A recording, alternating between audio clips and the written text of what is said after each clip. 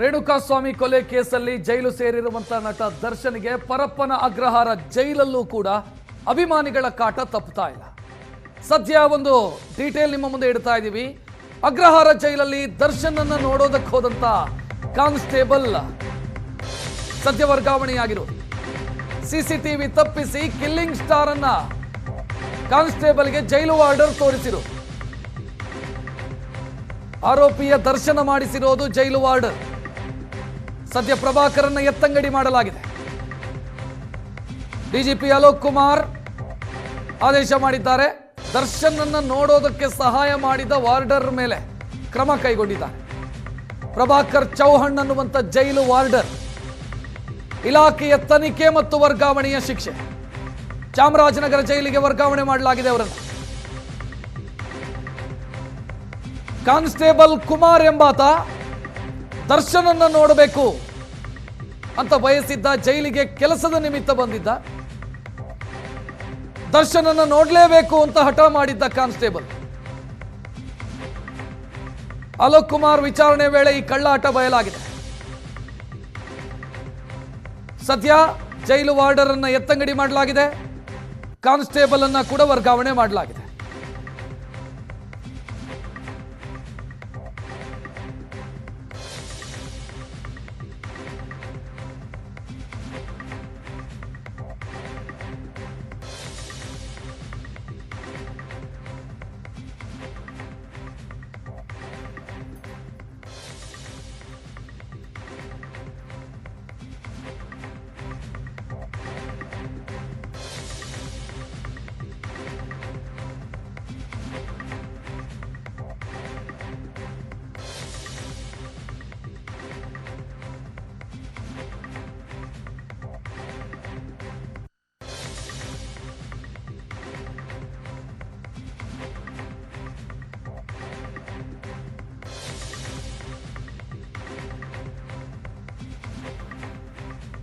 ದರ್ಶನ್ ಅನ್ನ ಜೈಲಲ್ಲಿ ನೋಡಬೇಕು ಅಂತ ಬಯಸಿದ್ದಂತ ಕಾನ್ಸ್ಟೇಬಲ್ಗೆ ಸಹಕರಿಸಿದ ಆರೋಪದ ಮೇಲೆ ಜೈಲು ವಾರ್ಡರ್ ಪ್ರಭಾಕರ್ ಚೌಹಾಣ್ ಮೇಲೆ ಇಲಾಖಾ ತನಿಖೆಗೆ ಆದೇಶಿಸಿದ್ದಾರೆ ಅಲೋಕ್ ಕುಮಾರ್. ಜೊತೆಗೆ ವರ್ಗಾವಣೆಯನ್ನ ಕೂಡ ಮಾಡಿದ್ದಾರೆ.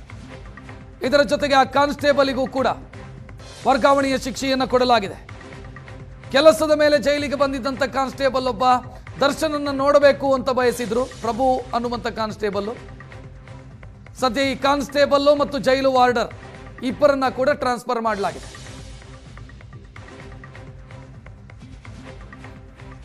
ಹೆಚ್ಚಿನ ಡೀಟೇಲ್ ನೀಡೋದಕ್ಕೆ ನಮ್ಮ ಪ್ರತಿನಿಧಿ ಹರೀಶ್ ನೇರ ಸಂಪರ್ಕದಲ್ಲಿ. ಹರೀಶ್, ಈ ವಿಚಾರ ಬೆಳಕಿಗೆ ಬಂದಿದ್ದು ಹೇಗೆ? ಅಲೋಕ್ ಕುಮಾರ್ ಅವರಿಗೆ ಗೊತ್ತಾಗಿದ್ದು ಹೇಗೆ ಈ ರೀತಿಯ ಕಳ್ಳಾಟ?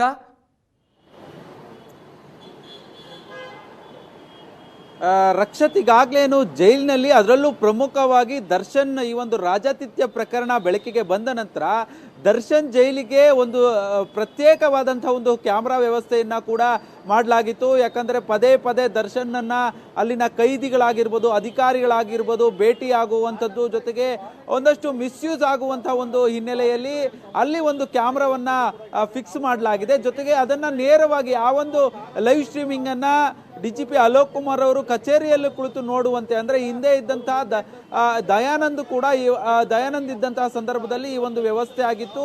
ನೇರವಾಗಿ ಇಲ್ಲಿರುವಂತಹ ಬೆಂಗಳೂರಿನ ಫ್ರೀಡಂ ಪಾರ್ಕ್ ಬಳಿ ಇರುವಂತಹ ಕಾರಾಗೃಹ ಇಲಾಖೆಯ ಆ ಒಂದು ಕಚೇರಿ ಏನಿದೆ, ಆ ಒಂದು ಕಚೇರಿಯಲ್ಲಿ ಅವರ ಚೇಂಬರ್ನಲ್ಲಿ ಕುಳಿತು ನೋಡುವಂಥ ಒಂದು ವ್ಯವಸ್ಥೆಯನ್ನು ಮಾಡಿಕೊಳ್ಳಲಾಗಿದೆ. ಯಾವಾಗ ಈ ವಾರ್ಡನ್ ಪ್ರಭಾಕರ್ ಚೌಹಾಣ್ ಏನಿದ್ರು, ಅವರು ಈ ಯಲಹಂಕದ ಕಾನ್ಸ್ಟೇಬಲ್ ಅನ್ನ ಕರೆದುಕೊಂಡು ಹೋಗಿ ದರ್ಶನನ್ನ ಭೇಟಿ ಮಾಡ್ತಾರೆ.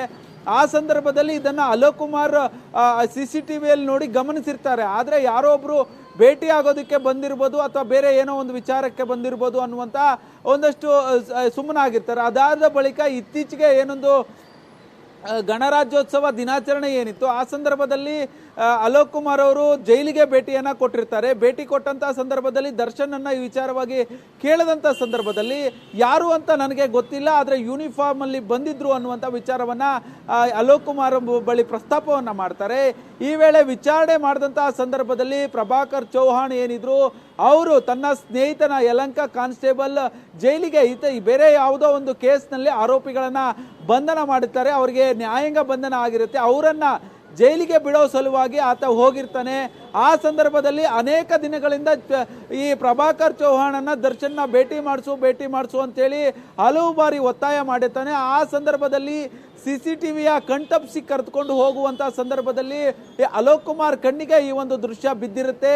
ಈ ಸಂದರ್ಭದಲ್ಲಿ ವಿಚಾರಣೆ ಮಾಡಿದಂಥ ಸಂದರ್ಭದಲ್ಲಿ ಒಂದು ವಿಚಾರ ಗೊತ್ತಾಗಿರುವಂಥದ್ದು. ಸದ್ಯ ಘಟನೆ ಸಂಬಂಧ ಈಗಾಗಲೇ ವಾರ್ಡನ್ ಪ್ರಭಾಕರ್ ಚೌಹಾಣನ್ನ ಚಾಮರಾಜನಗರ ಜಿಲ್ಲೆಯ ಜೈಲಿಗೆ ಈಗಾಗಲೇ ವರ್ಗಾವಣೆ ಮಾಡಿ ಇಲಾಖಾ ತನಿಖೆಗೆ ಒಂದು ಆದೇಶವನ್ನು ಕೂಡ ಅಲೋಕ್ ಕುಮಾರ್ ಮಾಡಿರುವಂಥದ್ದು. ಜೊತೆಗೆ ಏನು ಈ ಕಾನ್ಸ್ಟೇಬಲ್ ಏನಿದ್ದ, ಯಲಹಂಕ ಕಾನ್ಸ್ಟೇಬಲ್ ಏನಿದ್ದ, ಆತನ ಮೇಲೆ ಕೂಡ ಈಶಾನ್ಯ ವಿಭಾಗದ DCPಗೆ ಕ್ರಮ ಕೈಗೊಳ್ಳುವಂತೆ ಒಂದು ಮನವಿಯನ್ನು ಕೂಡ ಮಾಡಿರುವಂಥದ್ದು, ಒಂದು ಸೂಚನೆಯನ್ನು ಕೂಡ ಕೊಟ್ಟಿರುವಂಥದ್ದು.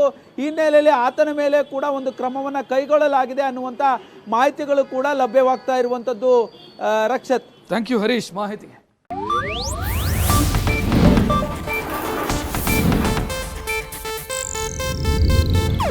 ಇದು ಏಷ್ಯಾನೆಟ್ ನ್ಯೂಸ್ ನೆಟ್ವರ್ಕ್ ಪ್ರಸ್ತುತಿ.